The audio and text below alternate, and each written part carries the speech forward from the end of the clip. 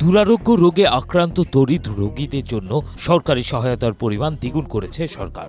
2026-27 অর্থ বছরে প্রস্তাবিত বাজেটে ক্যান্সার, কিডনি, লিভার সিরোসিস, স্ট্রোকে প্যারালাইজড, জন্মগত হৃদরোগ এবং থ্যালাসেমিয়ায় আক্রান্ত রোগীদের জন্য সরকারি এককালীন আর্থিক সহায়তা 50,000 টাকা থেকে বাড়িয়ে 1 লাখ টাকা করার ঘোষণা দিয়েছে অর্থমন্ত্রী আমির খসরু মাহমুদ চৌধুরী।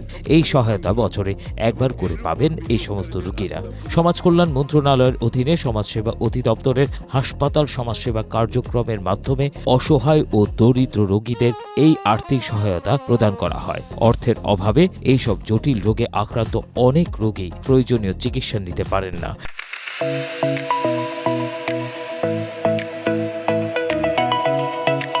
এতে রোগীরা যেমন চরম ভোগান্তিতে পড়েন, তেমনি চিকিৎসার ব্যয় বহন করতে গিয়ে অনেক পরিবার আর্থিকভাবে নিঃস্ব হয়ে পড়েন বলে সংসদে জানান অর্থমন্ত্রী।